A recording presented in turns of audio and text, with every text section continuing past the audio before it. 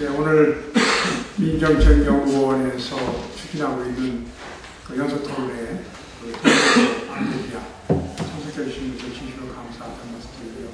오늘 주자에 당첨해 주시고 또 토론회에 참석해 주신 분들 진심으로 감사하다는 말씀 드립니다.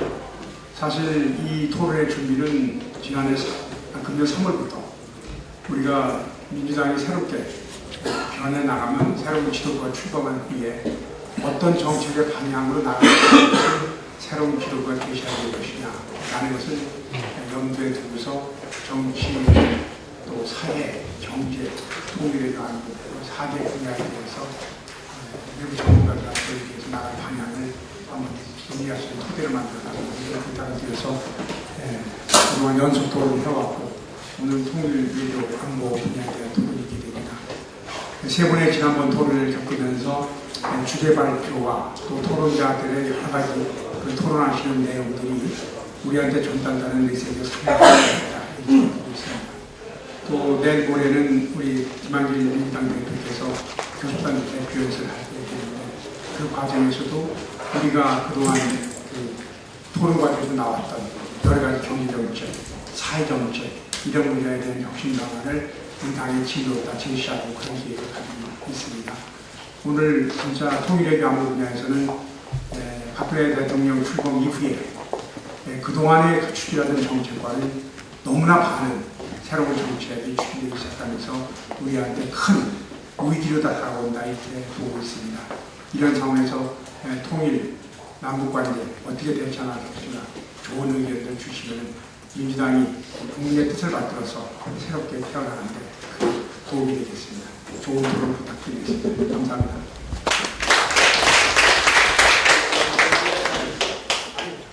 김한길 대표님께서 오셨습니다. 대표님 축사를 듣도록 하겠습니다. 큰 박수로 맞이해 주시기 바랍니다.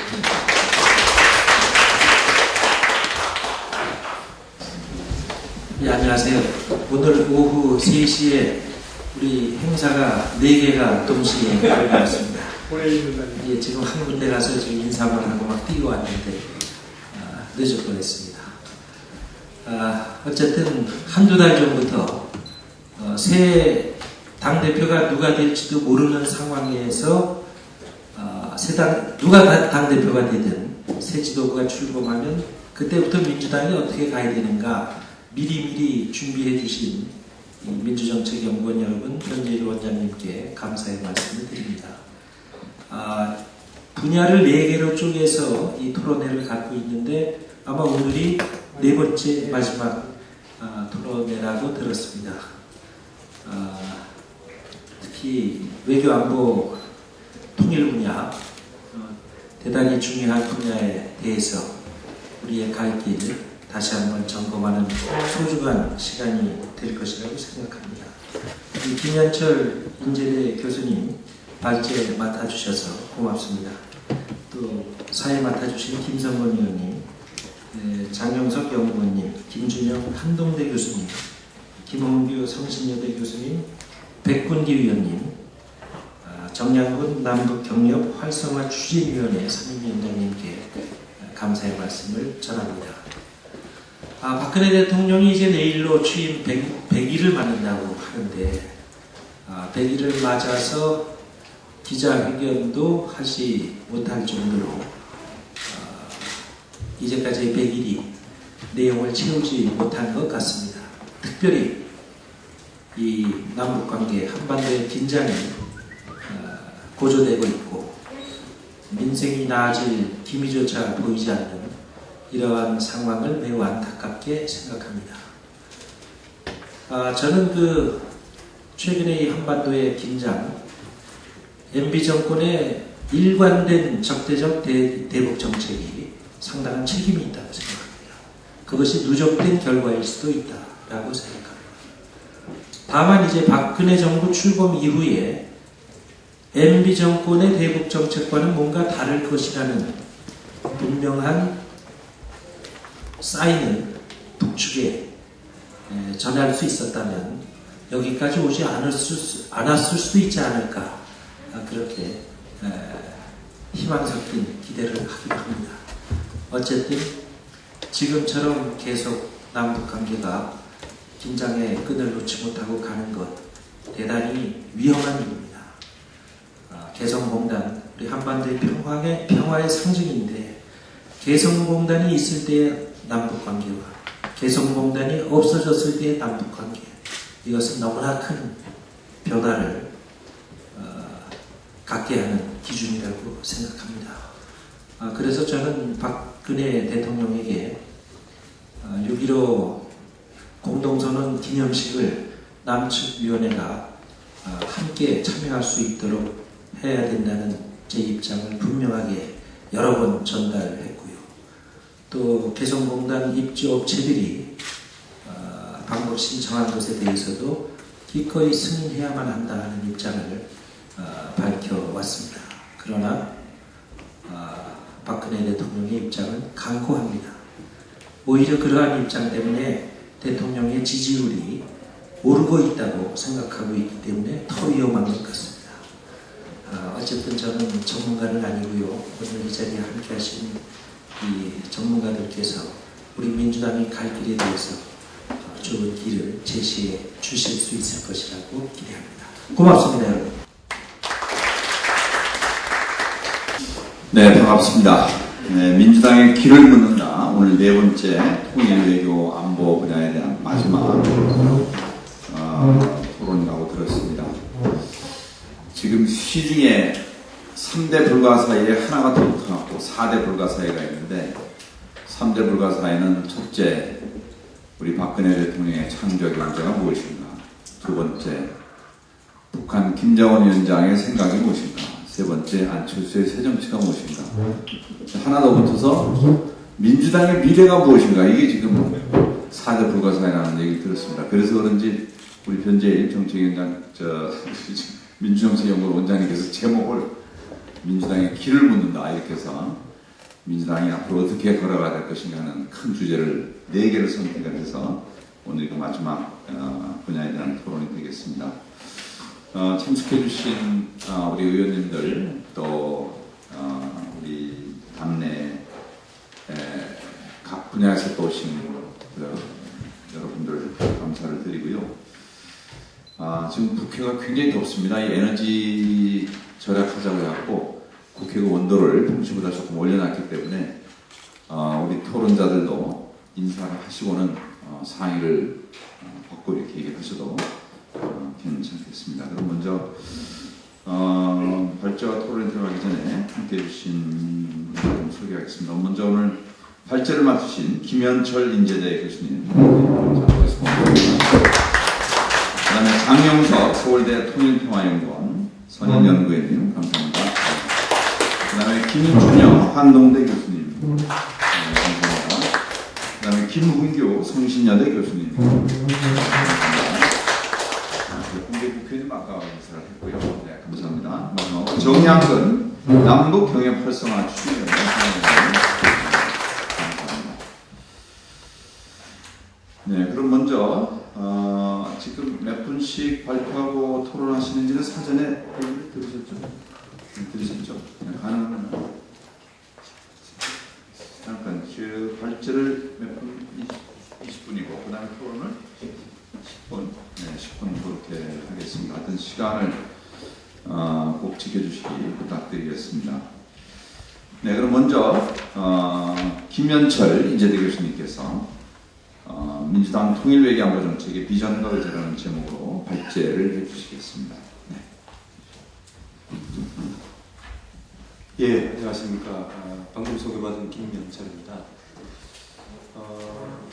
예, 발제 내용이 그 양이 좀 꽤 되는데요. 시간이 제한되어 있기 때문에 중요한 것들을 중심으로 해서 간략하게 말씀드리도록 하겠습니다. 먼저 작년 그 대선 평가와 관련돼서는 잘 아시다시피 대선이 정책 논쟁으로 이루어졌으면 참 좋았을 텐데 이번에도 역시 이 새누리당의 어떤 전통적인 그 이념 공세 때문에 중요한 정책들을 토론하고 또 비교될 수 있는 그런 기회들이 제대로 마련되지 못했던 것 같습니다. 민주당의 대선 공약 같은 경우는 사실은 뭐 굉장히 자세하고 또 분야별로 상당한 부분들을 이제 포함하고 있는데 이런 그 전통적인 인정 공세를 넘어설 수 있는 프레임의 어떤 문제가 있었지 않았나 이런 생각이 들고요. 그 이유를 살펴보면은 역시 이명박 정부 5년의 남북관계 악화가 가져온 국민들의 어떤 보수적인 생각들 또 그런 부분들이 일종의 그 미래 담론이 갖는 어떤 적극성을 제대로 평가받을 수 없게 만들어주시는 것도 있는 것 같고요. 또 다른 한편으로는 우리 전문가들의 과제이기도 하지만 평화 담론이 좀 더 손에 잡히는 실현 가능한 일반 국민들이 이해할 수 있는 이런 부분들이 좀 부족하지 않았나 이런 생각이 좀 듭니다. 그런 어떤 그 평가 속에서 통일외교안보정책의 비전 관련돼서 먼저 현재 상황부터 간단하게 좀 보겠습니다. 동북아 지역 차원에서 미중 양국의 협력과 경쟁이라는 우리가 흔히 G2 시대라고 얘기하고 있는데 이명박 정부에서는 노골적인 대미 편중 외교로 인해서 안보는 미국에, 경제는 중국에 의존하는 이 불균형이 우리 외교가 처하고 있는 상당히 중요한 딜레마가 아닌가 하는 생각이 들고요. 그렇다고 본다면은 우리 외교안보 전략의 과제는 미중 시대의 우리의 국익을 어떻게 지켜나갈 것인가, 또 한반도와 동북아 지역에서 우리의 영향을 어떻게 확대해 나갈 것인가 라는 것이 우리의 과제가 아니겠나 하는 생각이 듭니다. 남북관계 현실에 대해서는 제가 더 이상 말씀드릴 필요도 없이 그나마 하나 남아 있었던 개성공단마저도 지금 중단된 사태입니다. 물론 그 전에는 모든 남북 경쟁이 중단되었고요. 또 남북 당국간 대화도 70년대부터 지금까지 비교해 본다면은 이명박 정부 5년이 그야말로 7.4남북 공동성명 이전 상태하고 비교할 수 있을 정도로 최악의 어떤 국면들을 거쳤다.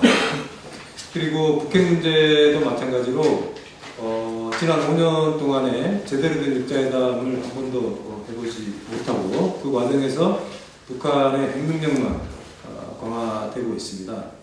박근혜 정부가 출범한 지 이제 100일이 다가오고 있지만 여전히 한반도 신뢰 프로세스라는 것이 정확하게 어디로 지향점이 있는지를 알기가 쉽지 않고 또 지금 개성공단 사태를 다루고 있는 과정들을 보면은 전략도 없는 것 같고 또 부처 간의 조정 체계라든가 남북 관계를 어떻게 끌고 나갈 것인지에 대한 그림이 잘 안 보인다. 이런 현실이라고 볼 수 있을 것 같습니다.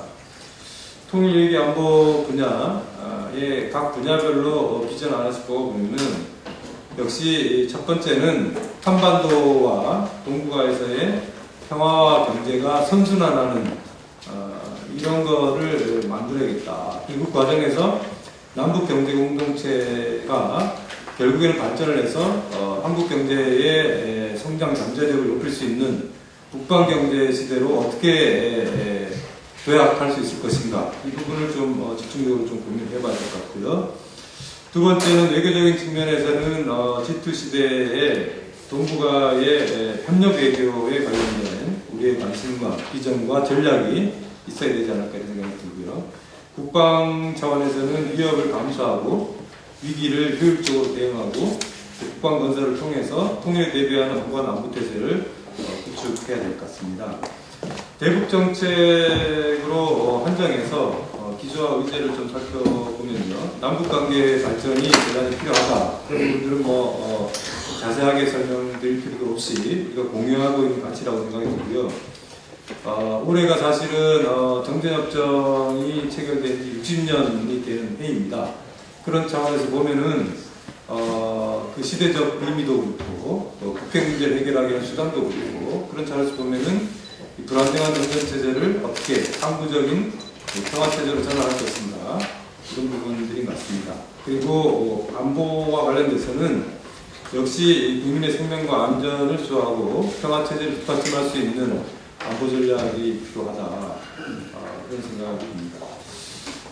몇 가지 주요한 의제와 관련돼서는 먼저 북핵 문제 해결 방안 관련돼서는 사실은 육자회담이 장기적으로 교착이 되어 있는 상태고요. 북한은 3차 핵실험을 했습니다. 한반도 비핵화 공동선언을 파기를 했고요. 이런 차원에서 다양한 논의도 있지만 그럼에도 불구하고 역시 우리가 원칙적인 차원에서는 한반도 비핵화 공동선언의 유효성을 재확인하는 게 현재 시점에서 저는 중요하다. 그리고 북핵 문제를 근원적으로 해결하기 위한 전략과 비전을 제시를 해야 되겠다, 이런 생각을 해봅니다. 북핵 문제 해결의 원칙으로는 물론 북한의 핵보유를 불용해야 되겠죠. 평화적으로 해결해야 되고 포괄적 단계적으로 해결해야 되고 또 선핵 폐기론이 아니고 동시행동 원칙에 따라서 추진할 필요성이 있다, 이런 생각이 듭니다. 그리고 지난 5년의 상황 변화를 고려해서 2005년 9.19 공동성명 체제에서 포함되어 있지 않은 운반수단 문제까지도 좀 포함해서 협상의 폭과 깊이를 좀 보완해야 되지 않을까 하는 생각이 듭니다. 그리고 아까 말씀드렸다시피 한반도 평화체제 논의, 다시 얘기해서 9.19 공동성명에서 합의한 한반도 평화체제 논의를 위한 별도 포럼, 즉 4자회담을 6자회담과 동시에 개최함으로 인해서 그것이 북한의 핵포기 환경을 조성할 수 있는 전략이 필요하지 않을까 하는 생각이 듭니다. 한반도 평화체제 관련돼서는 시간이 많지 않기 때문에 자세하게 말씀드릴 수는 없고요. 실현 가능한 평화 정착을 우선으로 해서 탈냉전 과정을 연계해서 단계적으로 평화체제 구축 노력이 필요하지 않을까 이런 생각이 듭니다. 그런 차원에서 보면은 2007년 14합의에서 합의 내용 중에 하나인 이 한반도 종전선언의 어떤 필요성도 적극적으로 평가해야 되지 않을까 이런 생각이 듭니다. 다시 얘기해서 정전체제에서 평화체제로 한꺼번에 진전할 수 없다라면은 중간에 감정적인 과도적 형태로서의 이 종전 체제, 종전 상태를 하는 것도 나름대로 좀 필요하다 이런 생각이 들고요. 또 실질적인 평화 정책 방안과 관련해서는 여전히 이 서해 평화 정책 방안이 중요한 것 같습니다. 그리고 최근에 박근혜 대통령이 발표한 DMZ 평화공원 나름대로 중요한 제안이라는 생각이 드는데요. 그렇지만 이미 민주당에서는 단순히 평화공원이 아니고 DMZ의 평화경제지대 구상에 관련된 다양한 약속들이 있습니다. 여기에는 DMZ를 지역적 특성을 고려해서 산업협력이 필요한 부분에서는 산업협력을 하고 농업협력지대가 필요한 부분은 농업협력을 하고 생태적으로 보존해야 될 부분들이 있으면 적극적으로 환경 정책이 좀 필요한 것 같고요. 역사 유적지대도 마찬가지로 그런 것처럼 각기 특성에 맞게 DMZ와 관련된 개발 전략이 필요하다 그런 생각이 좀 들고요. 종전선언을 계기로 해서 새로운 종전관리 체제에 대한 고민이 좀 필요한 것 같습니다. 그리고 역시 남북 간의 군사적 신뢰 구축의 구체적인 내용들이 좀 중요한데요. 사실은 군사적 신뢰 구축 방안들에 대해서는 이미 남북 기본 합의서와 그 부속 합의서인 불가침 부속 합의서에 다양하게 구체적으로 제시가 된 바가 있습니다. 이런 부분들을 하나하나 실천해 나가는 노력이 필요하지 않을까 하는 생각이 들고요. 남북 경제 공동체 관련돼서는 그동안에 정리된 주장들이 적지 않은데요. 오늘 좀 제가 강조해서 얘기하고 싶은 것은 경력 분야별로 추진 원칙을 우리가 재정립을 해야 되지 않을까 그런 생각을 해봅니다. 인도적 지원은 그야말로 인도주의에 따라서 해야 되겠죠. 그러다 보니까 당연히 이 부분은 정경 분리, 정치 군사적 상황과 무관하게 인도주의 정신에 따라서 하면 될 것 같고요. 민간 경협은 당연히 경제성을 기준으로 해서 상호 호혜적인 방식으로 이제 추진을 해야 될 것 같고요. 개발협력은 공익성을 기준으로 해서 중장기적인 통일경제의 기반 구축 차원에서 이 부분을 좀 추진해야 될 것 같습니다. 그리고 현안인 이제 이게 개성공단 사태를 어떻게 풀어나갈 것인가 이 부분인데, 개성공단의 위기 원인은 개성공단 문제 때문이 아니고 이른바 정경경제정책의 결과라고 생각합니다. 북한이 군사훈련을 이유로 해서 통신선을 차단하면서 위기가 시작이 됐는데, 사실 이명박 정부 때부터도 우리도 사실은 개성공단에 대해서 정경경제정책을 취했다. 그래서 오이사 조치에 따라서 개성공단의 신규 투자를 금지한다든가 아니면은 통행에 대해서 제한 조치를 우리가 취한 적도 적지 않다라는 거예요. 그렇다고 본다면은 정경경제정책이라는 것은 남북 당국권 관계도 개선시키지 못하고 경제협력만 중단시키는 악순환을 갖고 왔다는 차원에서 정경 분리에 따라서 이 해법을 모색하는 게 좋지 않겠다는 생각이 좀 들고요. 그 다음에 이 오이사 조치의 완화 혹은 해제와 관련돼서는 다양한 논의들이 있을 수 있다는 생각이 드는데요. 저는 제재 적정성 문제를 제기하고 싶습니다. 오이사 조치라는 것은 물론 천안함 사건에 대한 우리 정부의 어떤 대응 조치라고 할 수 있지만, 일반적인 국제사회에서의 경제 제재의 수준과 비교해 본다라면은 이 제재 조치라는 게 너무 과도하다. 과도하다라는 얘기는 흔히 얘기하는 우리 유엔 안보리의 제재 조치만 하더라도 그것은 대량 살상 무기나 군사용 무기의 교역을 제한하는 조치들입니다. 다시 얘기해서 일반 무역이라든가 위탁 가공 자체를 중단시키는 그런 제재는 없는 거죠. 그렇다고 본다라면은 현재 시점에서 오이사 조치를 다양한 방식으로 평가할 수 있겠지만, 일반적인 경제 제재의 수준과 비교해 본다라면은 너무 과도하다. 그렇기 때문에 그 수준에서 오이사 조치의 해제 문제를 전향적으로 좀 해야 되지 않을까 생각이 들고요. 그 다음에 역시 박근혜 정부가 첫 단추를 제대로 잘 끼우기 위해서는 개성공단 재개와 금강산 관광 재개, 이산가족 상봉 이런 부분들을 패키지로 추진을 할 필요가 있다. 그리고 이런 거를 통해서 지금 얘기하고 있는 한반도 신뢰 프로세스의 내용들이 좀 구체적으로 국민들에게 보여줘야 되지 않을까 생각이 듭니다. 그리고 북한 인권 개선과 남북 인도 협력 이런 부분들도 마찬가지로 포괄적으로 추진할 필요성이 있겠다라는 생각이 듭니다. 특히 중요한 것은 이제 이산가족 상봉 문제인데요. 이산가족들이 대부분 이제 고령화 추세고 그렇기 때문에 시간이 많지 않습니다. 그래서 이 부분에 대해서는 좀 더 시급성을 갖고 풀어나가야 될 현안이 아닌가 이런 생각이 좀 듭니다.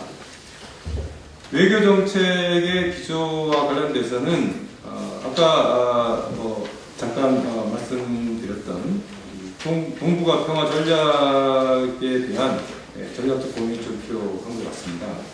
그 다음에 우리 외교의 지평을 좀 넓히는 게 좀 중요한 것 같은데요.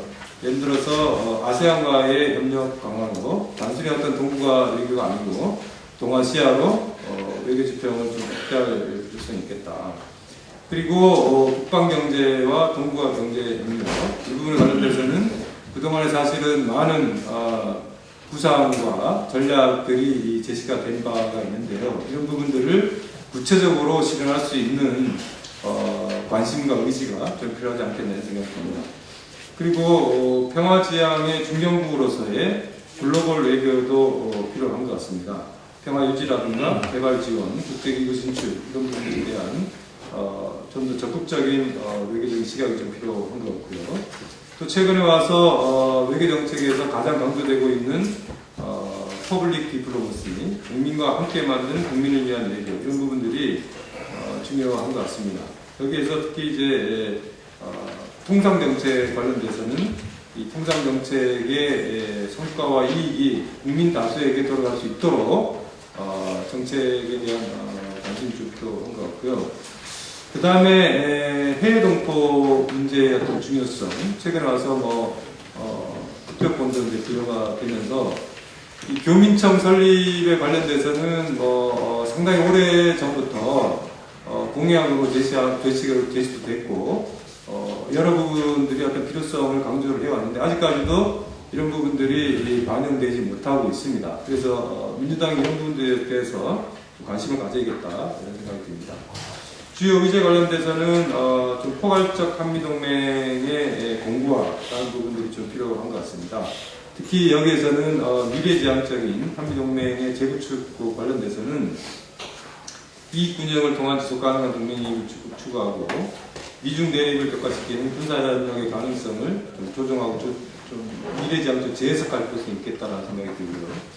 중장기적인 동북아 질서 변화에 능동적으로 대응한 지역재해석 관련자로서 국제적 평화의 촉진자로서의 한미동맹의 역할을 설정하는 게 좋겠다 생각됩니다.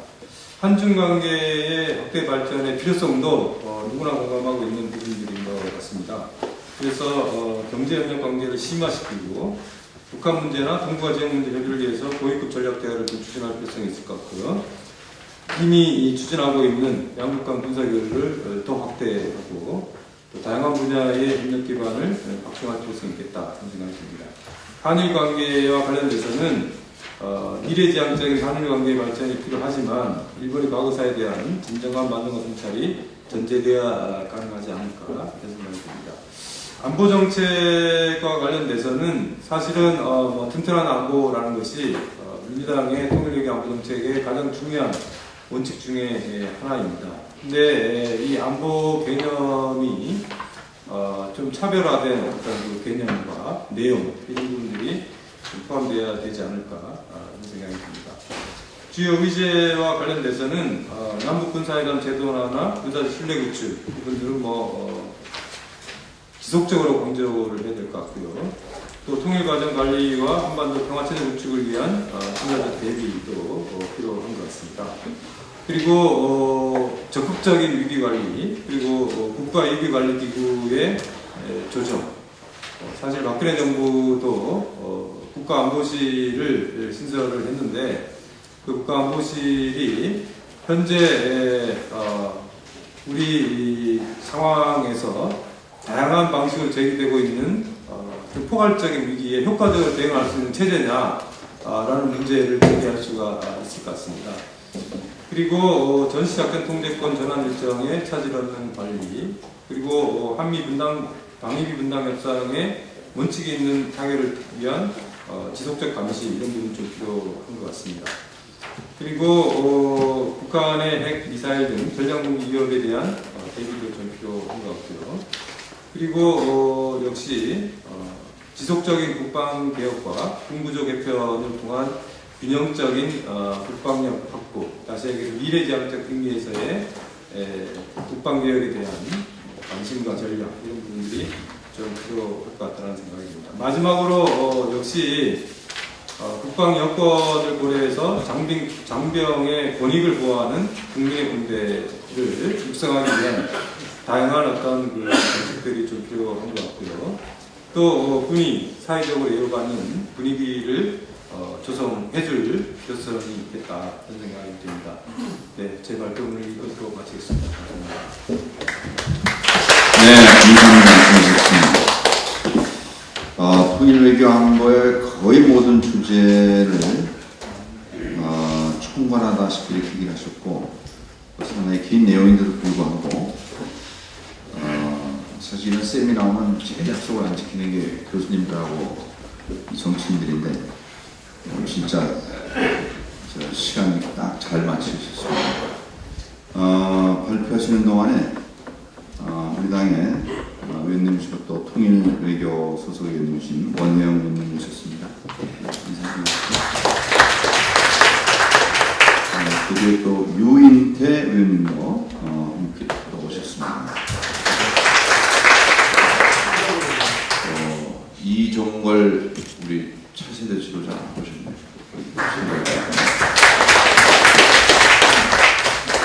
다 우리 외교통일위원회에서 수고를 하셨던 분들입니다. 네, 그럼 이제 토론에 들어가기로 하겠습니다. 10분씩 시간을 지켜주시고 먼저 장영석 서울대 통일평화연구원 연구위원께서 먼저 해주시겠습니다.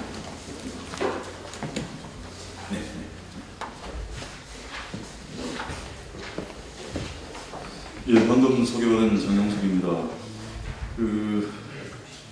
워낙 발제가 방대하고 포괄적이면서도 이제 중요한 사람들을 다 짚어줬기 때문에 사실은 차기 대통령 후보가 나오게 되면 이 자료집만 가지고 공약이 아마 될 것 같습니다. 그런 의미에서 굉장히 중요한 발표를 주는데 감사드리고 제 개인적인 영향도 있거니와 해서 저는 전체적으로 다 말씀을 드리기보다도 대북 정책만 중심으로 해서 몇 가지만 좀 말씀을 드리겠습니다.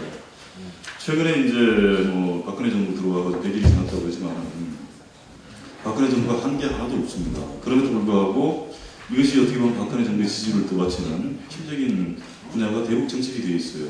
이유는 하나입니다. 북한이 워낙 세게 도발을 했기 때문에 모든 국민들이 웬만한 건 다 못 넘어갈 수 있을 정도로 상황이 이렇게 만들어지고 있다는 거죠. 이런 점에서 북한에 대한 인식은 저도 우리가 좀 더 분명하게 해야 되지 않겠는가. 또는 북한의 잘못된 행태에 대해서는 정말 날카롭고 아프게 비판도 해야 되겠다 싶은 생각을 해봅니다. 그런 점을 하나를 또 생각해 볼 수가 있고, 또 하나는 어쨌거나 우리가 대북 정책을 얘기할 때 지금과 같은 상황이 만들어지는 것과도 직접 관련되겠지만 국민들의 눈높이에 맞췄으면 좋겠다. 국민들의 눈높이는 굉장히 보수화되고 있습니다. 과거 김대중 대통령 시절이라든가 특히 참여정부 시절하고 비교가 안 될 만큼 보수화되는 측면들이 굉장히 많습니다. 인도적 지원에 대해서도 그렇고 북한의 도발적인 행태에 대해서도 그렇고 이런 점들을 좀 감안을 해야 될 것 같고, 특히 젊은 사람들이 학생들 중심으로 굉장히 보수화되는 경향들이 주목이 된다. 이걸 그냥 어떻게 보면 지식인들이든 좀 이렇게 방치한 결과가 아니라 사실 이런 게 북한의 도발적인 행태에서 비롯되는 거거든요. 그런 점에서 1차적으로 주문을 드리고 싶은 거는 적어도 집권하기 전까지는 북한에 대해서 보다 냉정하게 비판적으로 접근하는 것이 필요할 수도 있겠다 생각을 해봅니다. 이런 것들이 지난 12월 선거에서 사실은 한반도 평화번영에 대한 굉장히 방대한 비전을 우리가 제시를 했음에도 불구하고 결과적으로 뺨을 맞은 거 아닙니까? 장거리 로켓 발사해가지고 뒤집어버렸고 또 새로운 정부 출범하면서 북한이 여러 가지 오판들을 많이 하는 거, 이런 것들을 전체적으로 우리가 좀 신중하게 좀 보고 이제는 좀 접근해야 되지 않겠는가 라는 말씀을 이제 드리고 싶습니다. 그런 점에서 이제 먼저 드리고 싶은 것은 김정은 정권이 몰래 들어와서 크게 한 3가지 오판을 했다. 이 점에 대해서 명확히 비판을 해야 된다는 취지에서 이제 말씀을 드리는 겁니다. 첫째, 핵무력과 경제건설 경지는 완전히 잘못된 선택입니다. 선택이고 동시에 사실 결국 핵무력 건설하겠다는 얘기밖에 안 되는 상황. 아무리 핵무기를 가져도 재래식 전력에 대한 현대화라든가 추가 건설은 불가피한 거고 결국 예산이 그쪽으로 많이 배정될 수밖에 없는 현실. 이런 것들이 이번에 최고인민회의에서 나타났고, 그래서 북한은 핵무기를 가졌으니까 경제건설에 자원을 돌릴 수 있다고 얘기를 하지만 이게 말짱 사실은 거짓말일 수 있다 라는 점에 유의해서 비판적으로 좀 접근할 필요가 있지 않겠는가. 둘째, 개성공단 북한이 어차피 개성공단이 현재 폐쇄 상태에 이르게 된 것은 거의 99% 북한의 책임이라고 해도 과언이 아닙니다. 물론 앞에서 발제자 말씀하셨듯이 정경 분리에 대해서 우리 이명박 정부라든가 이쪽에서 사실은 제대로 원칙을 지키지 않고 정경을 연계시켰죠. 그 점 충분히 있지만 결과적으로 현재와 같은 위기에 빠지게 만든 것은 북한의 잘못된 판단이었다. 그런 점에서 북한의 선제적인 원상회복 조치들이 또는 사과와 재발 방지에 관련된 얘기들은 반드시 있어야 되겠다. 이런 원칙들은 좀 분명히 했으면 좋겠다 싶은 생각을 하고, 마지막으로 일본이 아베 정권하고 대화한 것도 굉장히 저는 오판이라고 봅니다. 이게 발등에 떨어진 불, 고립을 벗어나기 위해서 일본 정권을 불러들였지만 사실은 보수 우경화되는 과정에서 동북아의 가장 큰 어떻게 보면 문제라고 전락하고 있는 일본 정권을, 아베 정권을 도와준 겁니다. 이거는 중국도 굉장히 분노할 수밖에 없는 거예요. 사실 내심으로는. 이런 점들을 감안하게 되면 오히려 북한은 스스로 고립을 더 심화시키는 측면들도 있다. 오판이다. 이 얘기를 이제 결국 이렇게 말씀을 드리는 것은 김정은 정권이 굉장히 잘 나가고 있는 것 같지만 우리가 사후적으로 뭔가 김정은 북한의 행동을 합리적으로 해석해주기보다는 적어도 정책 조정과 결정 과정에서 김정일 시대와는 다른 굉장히 오판과 미숙함들이 보인다는 점들은 좀 유의해서 대응을 해야 되지 않겠는가. 그런 점에서 지금은 우리 민주진보 진영도 마찬가지로 원칙적인 것들을 명확히 측명하는 것이 굉장히 중요하다. 그것이 김정은 정권한테 주는 메시지가 있는 거고, 적어도 핵심적인 국가 이익에 있어서는 민주당이 아니라 그 누가 오더라도 양보하거나 물러설 수 없다는 분명한 메시지를 주는 것이 초기 이제 권력 안착 과정에 있는 김정은 정권을 길들이는데 굉장히 도움이 되지 않겠는가 싶은 생각을 해봤습니다. 이런 점에서 일단 북한에 대한 비판적인 접근이 필요하다는 말씀을 드리고 싶고, 그 다음에 또 하나 드리고 싶은 것은 우리가 인정을 하든 인정을 하지 않든 사실은 북한 문제라는 것이 결국은 북한 정치 문제로부터 비롯되는 겁니다. 뭐 여러 가지 우리가 7.4 공동성명부터 해서 내정 불가능성이라든 여러 가지 합의된 사항들이 있기 때문에 당국자는 얘기하기 조심스럽지만은 적어도 김정은 정권이 독재 정권으로서 가지고 있는 여러 가지 속성들, 이런 것들로 인해 가지고 북한 문제가 계속 누적되고 심화되고 있다는 점, 그다음 국제사회의 반대와 주민들의 어려움들을 감시하면서 핵무기 개발 저렇게 할 수 있는 것도 독재 정권이니까 가능한 겁니다. 이 말씀 드리는 것은 결국은 북한 정치의 문제가 북한 문제의 핵심이 될 수가 있는 거고, 한반도 문제에서 굉장히 중요한 요소가 될 수 있다는 점을 지적하고 싶다는 이제 말씀입니다. 그런 점에서 우리가 내정 간섭에 대한 여러 가지 우려사항들이 있기 때문에 얘기하기 조심스럽지만 적어도 어떤 표현을 쓰든지 간에 북한의 어떤 정치적인 변화를 궁극적으로 이끌어내야만 가능하지 않겠는가. 중국이 북한을 끌어안는 것도 개혁개방을 얘기를 하는 것도 결과적으로 북한 정권의 변화라든가 어떤 성격 변화라든가 정책 변화, 1차적인 정책 변화겠지만 더 들어가게 되면 북한 정권의 성격 변화입니다. 이런 걸 염두에 두고 다 움직이는 건데, 이런 얘기들을 하지 않고 북한 정권과의 협력만을 얘기했을 때 결국 그건 부메랑에 대해서 우리의 보수화된 여론하고 부딪히면서 결국은 사실은 우리 지지율이 떨어지는 걸로 나타날 수밖에 없다. 그런 점에서 북한 문제의 근원은 북한 정권에 있다는 것도 좀 명확히 하면 좋지 않겠는가 생각을 하고요. 이런 점에서 결국은 대북 정책의 목표라는 것은 북한 정권의 성격을 변화시킬 수 있는 가장 효과적인 방법을 모색하는 것이다.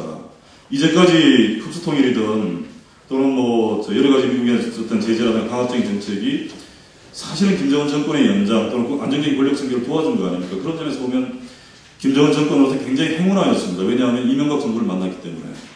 외부에서 강압적인 압력을 가중시키는 상황이라 그러면 내부적으로 단속하기 그만큼 좋은 게 없는 거고, 그런 점에서 보면 그건 잘못된 방법일 수 있는 거죠. 그래서 목표는 정권의 성격을 변화시키는 건데 문제는 방법이다. 이런 점에서 우리가 좀 더 생각을 좀 달리 해봐야 될 부분들이 있지 않겠는가 생각을 하고, 그런 점에서 이제 효과적인 어떤 정권의 성격 변화를 위한 수단으로서 몇 가지를 말씀을 드리겠습니다. 첫째는 이제 교회적인 환경을 조성해야 되는데, 여기서 이제 평화의 문제가 중요하다는 거죠. 우리 전체 한반도 안보 상황을 관리하면서 우리 한국 사회가 갖고 부담으로 떠안을 수 있는 리스크 관리 차원에서도 필요하지만은 동시에 북한의 정권의 어떤 성격 변화를 위해서 평화협정이라든가 평화관리의 문제들은 굉장히 중요하다. 그 다음에 또 하나, 우리가 사용할 수 있는 레버리지로서 경제협력 문제가 있을 수가 있다. 그래서 그런 점에서 보면 앞에서 발제자께서는 남북 경제협력은 수익성을 기준으로 접근해야 된다고 말씀하셨는데, 저는 개인적으로 수익성에 대해서 북한 정권의 성격을 변화시킬 수 있는 다양한 요소들을 우리가 같이 고려해서 평가를 해야 되겠다 싶은 말씀을 이제 드리고 싶다. 그 다음에 마지막으로는 역시 중요한 것은 북한 인권 문제다. 인권 같은 경우에는 물론 정치적인 시민적인 권리에 대한 관심들이 과도하게 집중화되면서 또 정치화되어 있긴 합니다. 하지만 우리가 균형된 입장에서 접근을 한다라고 하면 북한 인권 문제에 대해서는 단순히 관심을 더 기울이는 정도가 아니고, 북한의 인권 침해에 대해서는 기록을 정확히 유지하는 것부터 해가지고 국제사회에 협력해서 인권 개선을 촉구할 수 있는 다양한 방법들은 강구해야 된다. 특히 남북 간에도 인권 문제를 북쪽에 제기할 수 있는 당국 차원에서 이런 정도는 충분히 우리가 공약화시킬 수도 있지 않겠는가. 그래서 이런 것들 초기에는 북한에 굉장히 반발하고 할 수 있겠지만은 이건 우리가 물러설 수 없는 선이다라는 것을 명확히 한다라고 하면 북한도 적절한 선에서 수용하고 나올 거라고 생각을 합니다. 그런 점에서 이제 인권 문제를 명확히 하는 것과 함께 동시에 주로 이제 우리가 얘기를 하는 것이 식량 문제나 이런 차원에서 많이 접근을 하는데, 결국은 북한 사회를 변화시키기 위해서도 그렇고 인권의 실질적인 개선을 위해서도 그렇고 개발 역량을 구축해주는 것이 굉장히 중요하지 않나 싶은 생각을 합니다. 이건 UNDP 쪽에서 많은 프로그램들을 가동하고 있긴 하지만 대표적으로 교육권입니다. 국제화시킬 수 있는 방안이겠죠. 교육권과 건강 문제, 그 다음에 이제 빈곤 탈출 문제라든가 이런 문제들을 같이 동시에 접근해 나간다라고 하면 저는 국민적 지지도들뿐만 아니라 결과적으로 다음 선거에서 그런 문제로 인해서 비판받을 수 있는 소지 자체를 없애거니와 북쪽에 대해서도 명확하게 이게 왜 마지노선임을 천명할 수 있는 여러 가지 이런 효과들이 있지 않겠는가 싶은 생각을 하고요. 이런 얘기들이 이제 제가 드리고 싶은 말씀의 기조였고, 마지막으로 한 번 더 이제 강조를 하고 싶은 것은 정전협정 60주년을 맞아가지고 우리가 평화 문제를 많이 제기를 합니다. 지금 앞에 발제자의 얘기 속에서도 평화체제 얘기들이 많이 있지만 사실은 굉장히 공허한 얘기일 수 있다. 물론 발제자께서는 남북간 군비 통제 얘기라든가 신뢰구축 얘기를 많이 하셨지만은 평화체제의 핵심은 재래식 군비 통제하고 결국 핵무기에 대한 통제 문제가 들어가야 되지 않겠는가. 이게 빠져버리면 정말 박근혜 대통령이 얘기하듯이 종이 한 장으로 평화 보장될 수 있는가라는 얘기에 대해서 우리가 무슨 얘기를 할 수 있을까. 결국은 우리의 비전으로서 단기간에 될 수는 없겠지만은 비전으로서 군비 통제와 핵 통제에 대한 문제들을 굉장히 엄중하게 제기를 해야 되지 않겠는가 싶은 생각을 합니다. 그런 점에서 본다라고 하면 우리가 굉장히 안이하게 북한이 핵도와 핵무기를 개발하고 재래식 군비를 이용해서 군사적 긴장을 고조시키고 있기 때문에 안보를 강조해야 된다. 튼튼한 안보가 중요하다고 얘기하는 선에서 머물러서는 안 된다라는 거죠. 이건 아무런 기적이 없는 겁니다. 박근혜 정부하고 차별성이 뭐가 있겠습니까? 이명박 정부에 비판할 수 있어요. 이명박 정부가 사실은 국방력 건설을 방기했죠. 방기하고 안보 문제에서 굉장히 안보 자체를 어떻게 보면 파탄낸 정부일 수 있습니다. 그런 점에서 비판할 수 있지만은 그 대안이라는 것이 결국 우리가 얘기할 수 있는 튼튼한 안보 얘기하면 우리도 똑같이 국민 경쟁해야 되는 거 아닙니까? 저희 참여정부에서 그렇게 해왔고 이게 과연 우리의 평화에 대한 비전일 수 있겠느냐. 조금 더 멀리 보게 되면 결국은 재래식 한반도 차원에서 재래식 군비에 대한 통제가 들어가야만 북한 핵 문제도 해결할 수 있는 실마리가 생깁니다. 단기적인 목표로서 우리가 북한 핵 문제를 동결하는 선에서 합의하고 충분히 협력 관계를 진전시킬 수 있는 여지가 있긴 하지만 궁극적으로 핵 폐기라는 문제에 부딪힐 때는 평화협정만 가지고 되지도 않고 북한도 평화협정만 가지고 핵 폐기하겠다는 얘기 안 합니다. 결국은 위협을 실질적으로 해소할 수 있는 군비 통제에 대한 문제가 명확히 들어가야 되는 거고, 또 하나는 이제 북한은 핵무기를 비핵화는 수령님의 유무라고 얘기하면서 비핵화에 대한 전제하에서 핵무기 개발을 얘기하지 않습니다. 핵보유국으로서 자처하고 헌법과 관련 법들을 만들고 핵무기를 전력화하려는 움직임을 아주 분명하게 보이고 있는 거죠. 이런 상황이라고 하면 개인적으로는 과거 같은 방식의 접근이 과연 가능하겠는가. 이런 상황에서 이제 우리 참 무책임한 핵무장론도 나오고 있는 상황인데, 통일된 한국의 미래를 봐서라도 비핵화 원칙을 명확히 한다라고 하면 우리는 동북아 차원에서 핵 통제에 대한 그 통제 메커니즘에 대한 고민들을 비전으로 좀 한번 다듬어 볼 필요가 절대적으로 있지 않겠는가. 이런 점에서 평화협정에 대한 논의들도 군비 통제와 핵 통제에 대한 어떤 단초로서 우리가 적극적으로 활용할 수 있는 이런 어떤 발상의 전환들이 굉장히 필요하지 않겠는가 싶은 생각을 해봅니다. 이상입니다. 네, 감사합니다. 한 5분 오버하셨어요. 쉬지 않고 하시는 바람에 제가 제지할 방법이 없었는데, 제 오른쪽에 계셔서 그런지 조금 오른쪽에 계신 분들 오늘 목소리를 좀 대변하시는 것 같아요. 어쨌든 논리가 상당히 있으셔서 우리가 또 귀하게 들어야 될 것 같습니다. 다음 한동대에서 오셨습니다. 우리 김준영 교수님, 발제 토론해 주시죠. 네, 안녕하십니까. 방금 소개받은 김준영입니다. 제가 부탁받기로는 발제문에 대한 토론에 국한하지 말고 좀 전반적으로 한미관계라든지 한미정상회담, 동북아 전체 국제정치 상황에 대한 우리의 대응책 이런 부분에 대해서 제가 제 생각을 짧게 말씀드리겠습니다. 토론문을 보시면서 이렇게 내려가시면 좋겠습니다. 상당히 많은 내용이 담겨 있는데요. 세 부분으로 제가 10분 안에 할지 모르겠습니다만 내용은 크게 세 가지입니다. 첫 번째는 지금 한반도 위기 상황에 대한 각국의 입장을 일단 우리가 전략적 입장을 좀 볼 필요가 있고요. 두 번째는 한미정상회담이 그런 맥락에서 어떤 의미를 가지는가를 좀 보고, 그 두 가지 판단하에서 앞으로 한국의 외교와 민주당의 외교적 비전은 어떻게 성립되어야 되냐, 이런 방식으로 제가 가능한 10분 안에 하겠습니다. 첫 번째는 간단히 각국을 말씀드리겠습니다. 미국은 북한의 도발만 얘기하지만 사실상 미국의 강경한 정책이 굉장히 이례적이었다는 건 여러분도 다 아시겠습니다. 첨단 무기를 동원하고 그러한 내부적 사정도 그러한 근거가 됐던, 의도가 됐던 것 한 5가지로 볼 수 있는데요. 오바마가 지난 4년간 우리는 오바마의 외교에 대해서 좀 답답함을 느꼈지만 실질적으로 내부적으로는 굉장히 많이 유화 외교로 비판을 많이 받았습니다. 공화당을 비롯해서. 그리고 뭐 시리아 사태라든지 그 다음에 이 테러와의 전쟁이라든지 이러한 부분에서 그래서 이 북한이 위협하는 것을 좌시할 경우에 오바마가 더 이상 이 유화 외교에 대한 비판을 계속 견디기 힘들었고요. 그 다음에 계속 말하고 있는 부분입니다만 북한의 도발과 보상에 대한 패턴이 반복되는 것 용인하지 않겠다는 것이고 또 세 번째로는 한국과 일본에서 일어나고 있는 극우파들의 핵무장 이 부분에 대한 불식을 시킬 필요가 있겠죠. 안보 보장을 재확인함으로써 불식시킬 필요가 있었고요. 그 다음에 중국에 대한 시기입니다. 빅딜 얘기가 지금 많이 나오고 있는데 중국이 제일 싫어하는 부분에서 MD를 비롯해서 미국의 전진 배치가 북한의 위협이 줄어들면 전진 배치를 후퇴시킬 수 있다는 이 부분. 그러나 반대로 중국이 미국을 북한을 설득하지 못할 경우에는 각오해라. 이러한 일종의 중국에 대한 시위가 있고요. 다섯 번째는 지금 오바마가 뜨면서 아웃소싱, 외교는 아웃소싱을 하는 거예요. 내부적으로 재정이 어려운 가운데서 피벗 투 아시아도 미국이 돈을 들이겠다는 것이 아니고 돈을 안 들이고 동북아에 대한 아시아에 대한 영향력을 확보하겠다는 것은 뭐냐? 결국 동맹국을 이용하겠다는 것이거든요. 이 부분에 있어서 한국과 일본의 협력이 절대적으로 필요하기 때문에 이 부분과 연결되어 있다고 생각이 듭니다. 최근 미국의 분위기는 굉장히 나쁩니다. 알카에다보다 북한이 더 싫다고 할 정도로. 와싱턴은 물론이고 언론 전 분야에서 북한에 대한 회의감과 무력감이 있기 때문에 미국이 뭔가 협상의 대타결론을 가지고 온다는 것을 우리가 좀 기대하기 힘듭니다.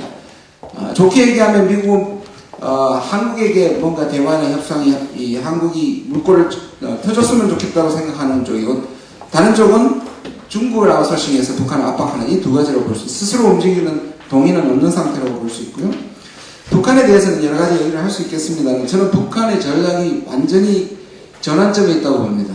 지금까지는 핵을 가지고 협상과 보유를 사이로 왔다 갔다 하면서 스스로 판단하기에 북한 판단이 약간 좀 저자세의 외교를 해왔다고 판단한 것 같고 3차 핵실험과 이 미사일 실험을 통해 가지고 자신감을 가지고 이제 양산을 통해서 판을 키워서 중국과 미국이 어쩔 수 없이 받아들일 수밖에 없는 그리고 그러한 자산을 통해서 이제는 구걸하는 외교가 아니라 당당히 요구하는 그냥 조금씩 받는 원조가 아니라 대폭적으로 양보를 받아나겠다는 그리고 마지막 순간에 해야 된다면 비핵화는 가장 마지막 단계에 두는 그런 방식으로 변했다고 보고 이것이 우리에게 의미하는 것은 뭐냐 하면 한국이나 미국에게 의미하는 것은 그 관리 가능한 위협에서 관리 가능하지 않는 통제 불가능한 위협으로 넘어가는 그러한 크로스로드에 갈림길에 있다고 생각이 됩니다.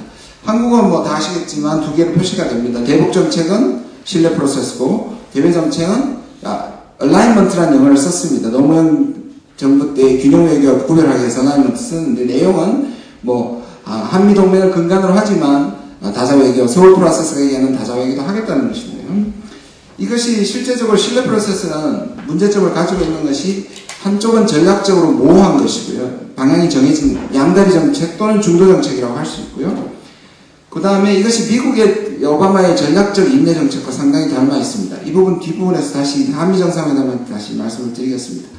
아시다시피 구체적인 정책이 결여되어 있고 이것이 언제든지 전제 조건화할 수 있는 그런 약점을 가지고 있습니다. 그리고 이 신뢰라는 것이 북한의 행동을 전제로 하기 때문에 이것이 우리 쪽에서 뭔가 신뢰를 구축시키는 어떤 기본적인 모티베이션이나 동력이 나오지 않는 상태라고 볼 수 있습니다. 중국은 이따가 우리 김원규 교수님께서 말씀하신 부분이지만 지금 계속 부각되고 있는 것이 중국 역할론인데 사실 중국이 조금 변하고 있는 건 사실이지만 우리가 중국의 변화에 대해서 과대평가 측면이 있고 이것이 미국이나 한국이 자신들이 하기 어려운 일을 중국에 맡긴다는 측면이 좀 있습니다. 한미 정상회담을 평가드리면요, 한 5가지로 볼 수 있겠습니다. 원칙론이죠. 비핵화 원칙 얘기하고 북한 도발에 대해서 단호하게 해야 된다는 원칙론에 머물렀고요. 그 다음에 구체적인 해결 방법을 제시하지 않았습니다. 그 다음 덕담론이고요. 물론 첫 번째 상견례이기 때문에 충분히 이해할 부분이지만 원자력 협정, ISD 뭐 이런 것들은 다 빼버리고 좋은 얘기만 무성했고요. 그리고 이상론이라고 볼 수 있습니다. 이 신뢰 프로세스나 서울 프로세스가 북한 문제 해결 없이 전 지구적인 파트너십을 얘기하고 있다는 자체가 우리와 맞지 않는 거죠. 그 다음에 안보담론이 독점되어 있고 평화담론이 부재되어 있습니다. 그래서 동맹 60주년을 얘기하면서 정전체제 60주년이 평화체제로 바뀌어야 되는 부분에 대해서는 전혀 침묵하고 있습니다. 그리고 전형적인 한미 정상회담입니다. 우리에게 뭔가 우리가 대접을 받은 것 같은데 뒤로 새는, 실질적으로 우리가 미국에게 조정을 통해서 상당히 가까이 간 듯한 그러한 부분이 있습니다. 그리고 성과에 대한 과정이고요. 포괄적 전략동맹이 긍정적인 측면은 우리가 뭐 미국, 일본을 넘어서 영국과 같은 전략동맹이 됐다고 얘기를 하지만 실질적으로는 부정적인 측면은 한미 양국이 동등한 동맹에 대해서 서로 의견이 다릅니다.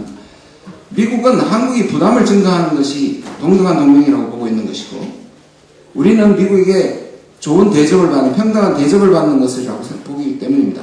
이것이 가장 많이 나타나는 것이 전시작전권에 대한 미묘한 차이에서 저는 발견이 될 수 있는데요.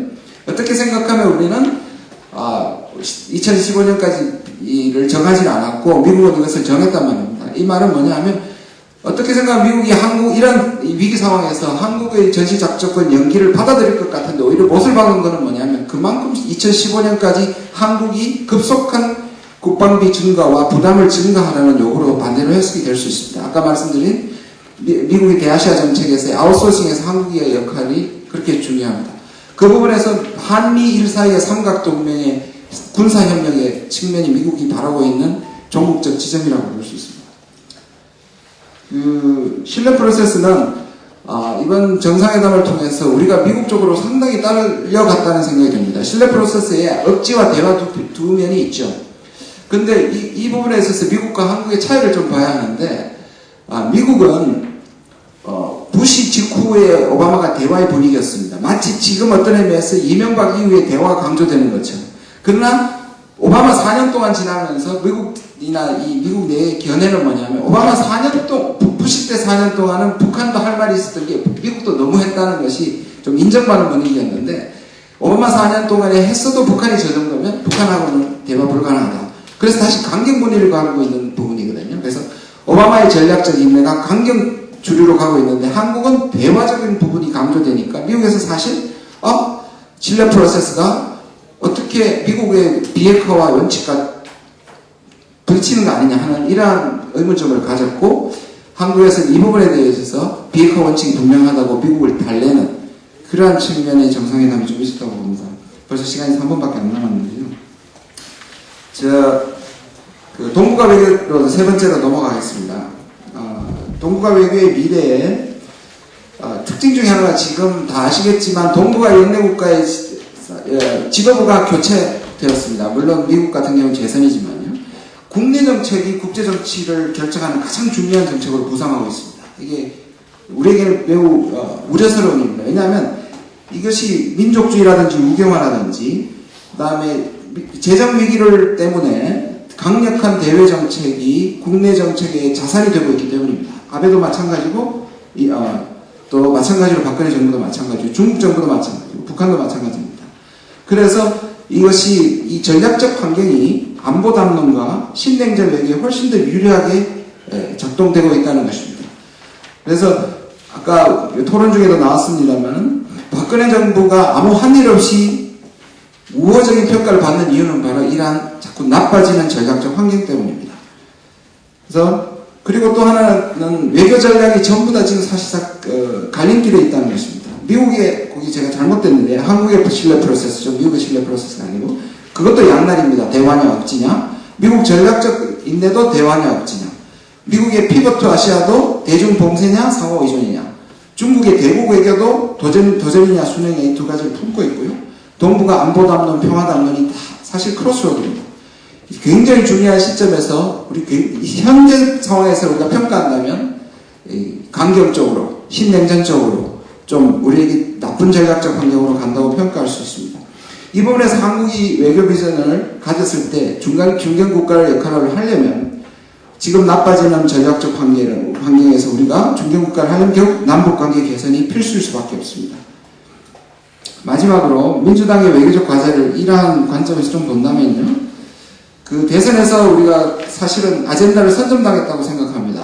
사실 박근혜 정부의 그 부분에 있어서 워낙에 실패했던 이명박 정부의 실패를 잘 차고 들어갔기 때문에 우리가 좀 아젠다를 선점당했다는 부분이 좀 아쉽고요. 그 다음에 그렇다고 하더라도 우리가 신뢰 프로세스와 서울 프로세스의 양날 중에 우리가 대화 부분이나 이런 부분에서 비판적 지지자로서의 우리가 역할을 해야 될 것 같고요. 그 다음에 북일 북미 관계에 있어서 정상화에 대해서 측면 지원을 좀 해야 하고요. 일본 무경화에 대해서 우리가 민주당이 단호한 자세를 표명해야 하고요. 그 다음에 정전체제의 한계와 평화체제의 필요성을 좀 부각할 필요가 있고요. 그리고 안보담론 속에서 평화논문을 주도하고요. 그리고 미국의 대한국 무기 판매, MD 참여, 주둔 부담금 이런 것들이 계속 압력이 닿을 텐데 이것을 얼만큼 제어시키느냐는 굉장히 중요한 민주당의 역할이라고 생각이 됩니다. 그리고 이스라엘 안보 모델론에 대해서 좀 약점을 부각할 필요가 있습니다. 지금은 안보 담론이 굉장히 홍수 속에 사는 거의 도구마적인 수준이지만 이 부분에 대해서 필요도가 저는 얼마 안 가서 필요도가 있으리라 생각이 됩니다. 이스라엘이 자존심을 세우고 안보를 지키는 것이 장하긴 하지만 우리가 살고 싶어하는 안보 모델은 아닌 것이죠. 그런 면을 우리가 부각시킬 필요가 있을 것 같고요. 그 다음에 미국에 대해서는 지금 미국의 대북 전문가가 실제적 정책 결정 과정에서 다 배제가 됐습니다. 이거는 오바마 1기보다 훨씬 나쁜 상황입니다. 지금 완전히 그래서 뭔가 주변에 물러나 있는 대북 전문가들에 대한 네트워킹을 민주당에서 할 필요가 있습니다. 지금부터. 그 사람들이 사실상 다음 부분에서 어떤 역할을 담당할 때 우리가 그들의 어떤 도움을 받을 수 있는 네트워킹이 필요하고요. 그리고 미국 내 트랙 1, 트랙 2의 어떤 네트워크를 구축할 필요가 있습니다. 그리고 시민단체의 평화운동을 좀 측면에서 지원할 필요가 있는데 이것은 참 1980년대 중반에 비핵화 운동, 유럽에서 일어났던 그린피스를 비롯한 것들이 탈냉전 또는 독일 통일에 상당한 역할을 했습니다. 독립 변수는 아니었지만 그 부분에 대한 정책 개발도 좀 필요한 것 같습니다. 이상입니다.